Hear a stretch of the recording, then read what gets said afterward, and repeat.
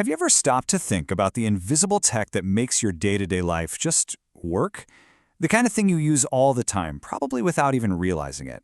Well, today, we're going to pull back the curtain on one of the most common yet hidden pieces of technology out there. So let's start with a question. What if the stuff you own, your wallet, your car, even your passport, what if they could all talk? Not in some weird sci-fi movie way, but in a way that lets them identify themselves in an instant.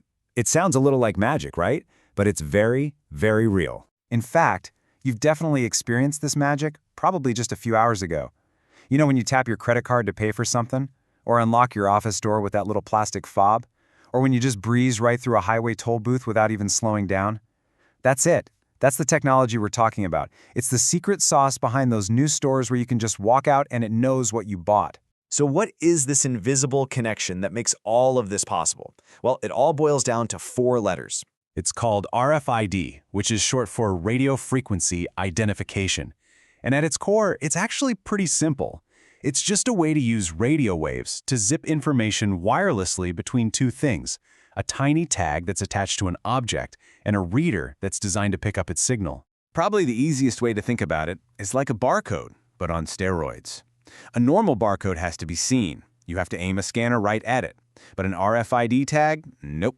It can be read from feet away, right through your pocket, a backpack, or a cardboard box. It's way, way smarter. And you might be surprised to learn this isn't some brand new invention. The basic idea actually goes all the way back to World War II.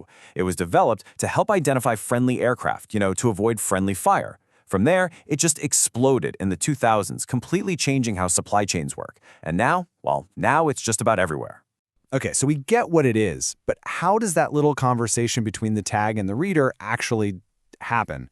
It's way less complicated than you'd think, and it really just comes down to 2 key players. So every RFID system has 2 parts. First, you've got the tag. And this is just a teeny tiny microchip that holds a bit of info, and it's hooked up to an equally tiny antenna. This is the part that's stuck on a shipping label or inside your work ID card. Then you have the reader. The reader sends out a little burst of energy through radio waves. That energy hits the tag, wakes it up, and gives it just enough juice to send its information back to the reader. It's a quick, wireless handshake. Now, not all tags are the same. The most common ones, the ones in your credit cards and library books, are called passive tags. They're called passive because they have no battery, no power source of their own. They just wait to be woken up by a reader. Then you've got active tags. These guys have their own little battery inside, which lets them shout their signal over a much, much longer distance. They cost more for sure, but they're essential for things like tracking a huge shipping container or even keeping tabs on cattle out in a field. And this is where it gets really cool, because once you know what you're looking for, you suddenly start to see RFID working in almost every part of modern life.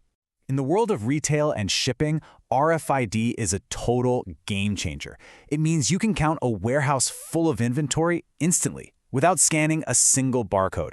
It's the engine behind those checkout-free stores and a really powerful anti-theft tool.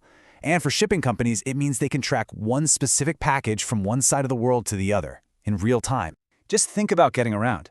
That tap-to-pay feature on your credit card? That's RFID.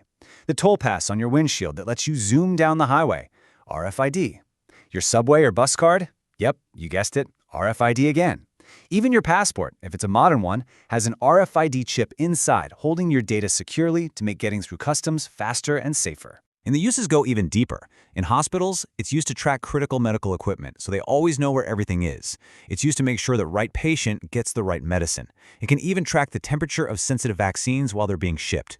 And on a more fun note, if you've ever worn one of those wristbands at a theme park to get on rides and buy snacks, you've used RFID to make your day easier.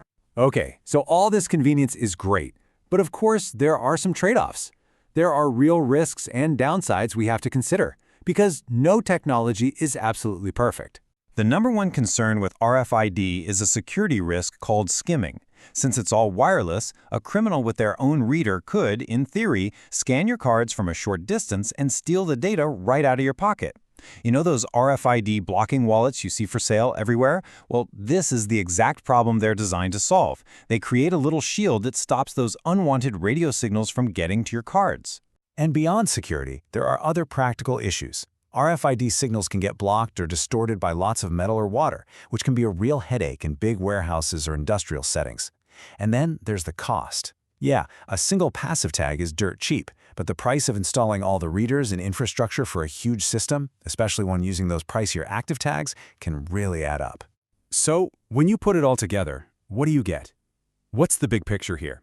You get a technology that, even with its limits, has become this quiet, invisible, but incredibly powerful force that's shaping the world we live in.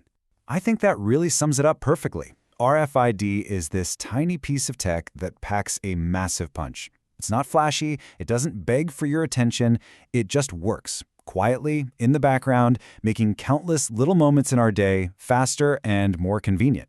And that kind of leaves us with one last big thought. We're clearly heading towards a future where pretty much every object, from a gallon of milk to your shoes, has its own little digital voice. As this Internet of Things keeps growing, powered by tech like RFID, it raises a really important question for all of us. Who is listening? And what does that mean for our privacy and our future?